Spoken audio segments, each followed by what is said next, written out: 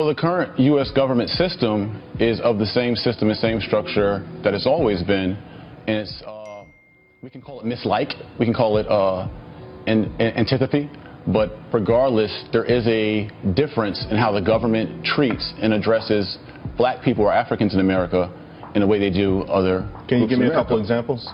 Sure, and I'm glad you asked that. It's a great alley-oop, I call it, right? I'm a slam dunk it. So if your audience, right, they're probably going crazy right now. This guy, said these things. The government hates black people. I want everyone to look up things like the war on drugs, which has targeted black people, mass incarceration. The FBI director, James Comey himself, and the New York head of police also said the origin of policing came from slave catching. We also can look at black codes, vagrancy tactics, the bombing in Tulsa, Oklahoma, the bombing in Philly of the Moo family, all done by the U.S. government towards African people in America.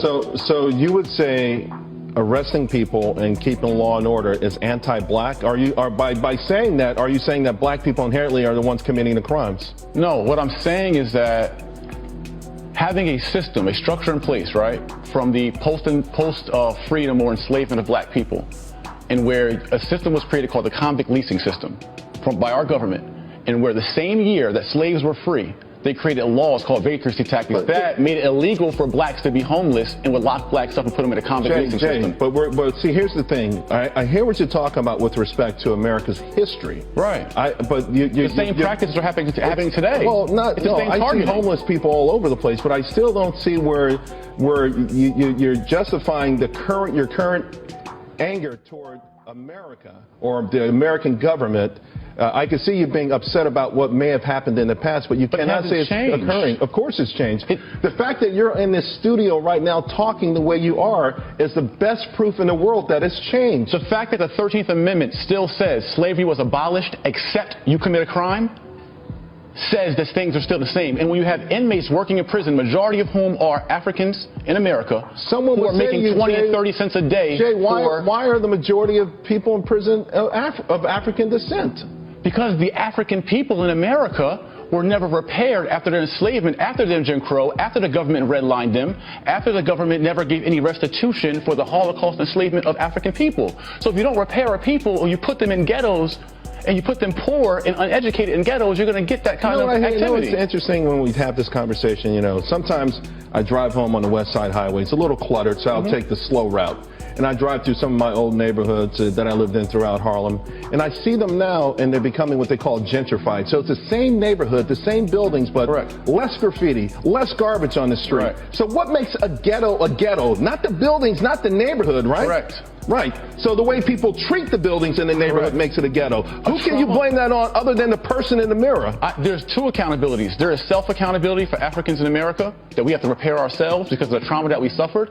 But I liken it to if you take someone who was kidnapped, right, and or a woman or a man who was molested for several years, and then they're pushed out of the house that they were molested in, and then they go out in the streets and they're promiscuous.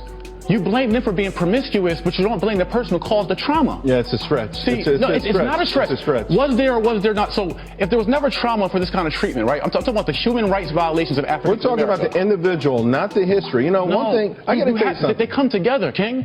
They don't. They come together. If they did, if there wasn't a need for repair of people, then the Japanese Americans wouldn't have been repaired or had restitution after their 2 years internment camps in America. Or the Jewish Germans wouldn't have gotten repair. Are you saying all it would take in your mind then is some sort of restitution check from the government? I didn't say check. No, well, you're saying some sort of restitution.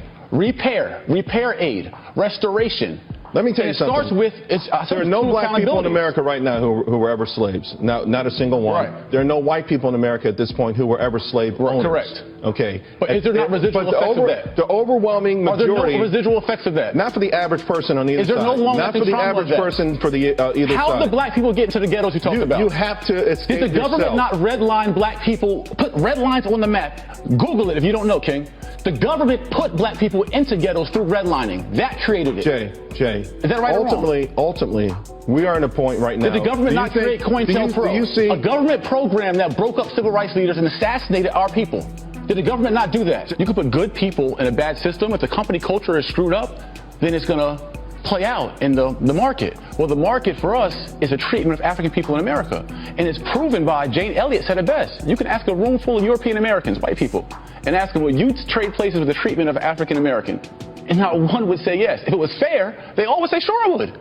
So ask your white friends at home and ask them, would you trade places with the treatment of black people in America? And not one would, because we all know it's unfair. Well, I don't want to speak for all white people here, but I will say a lot of people would probably turn around and say the worst part about the treatment of black people in America is how black people treat each other in America. But see, why is it always a spin? It's not a spin. It's a fact. If we're laying out the factual issues and we're going to rank them in terms of what's the most critical in terms of making black life miserable in America, I personally think I would put the way black people treat black people at the top. I'm all for self-accountability. I call you king, and I call all our black women queens to purposely elevate and uplift them. That's what I've been doing it for a year now. I don't use any other words other than king or queen referring to our own, because we've been personally degraded. We degrade ourselves, and we've been degraded. But we always spin the point. It's not a spin. How do we fix that? You have to. How do we fix that? Black people. When does the perpetrator take acceptance? Right? You want the victim to take acceptance, but when does the perpetrator, the government who created this system, not the government, that has abused and traumatized the people? Not the government. I'm talking about the young brothers who are going to kill each other this weekend all across this country. I know what you're talking about. I'm okay with self-accountability. Killing each other? No, I'm okay with self-accountability. How do you fix that then? How do we fix that? It's through our repair curriculum. Right now, we're repairing ourselves by unifying ourselves. I have a solution for us. The solution for us is for us to get some self-dignity, self-pride by us unifying, understanding that before we're American, we're African first. That's why it's African American. And when African people realize that we are one people who are an assortment of African cultures and tribes and countries that were brought here, captured here, and been left in this crap to deal with it ourselves, then we'll unite and we'll fix our own problems. But we cannot forget the perpetrator who caused this misery for us. I think we're all Americans first and foremost. First and foremost, yes. I am an American, and I'm of African descent, and I'm proud of that. Right. But I'm more proud of being an American more than anything else. Were American, they were African. It doesn't matter. There are people going to be free Africans. Jay, they're going to be people sworn in tomorrow. Before they were colonized Americans, they were free Africans. They're going to be people sworn in tomorrow. And guess what? They're going to have tears streaming down their eyes because they get to be a part of this great American dream. They want to assimilate, and they will call themselves while the majority Americans. of their people are in misery. I get it. I'm doing well for myself. You're doing well. There's a 10% of us that do well. But what about the rest of us? Who are left in the ghettos, who are left in poverty, who are left with low education, who are left to deal with this. And yet, don't forget about your people, King. Listen.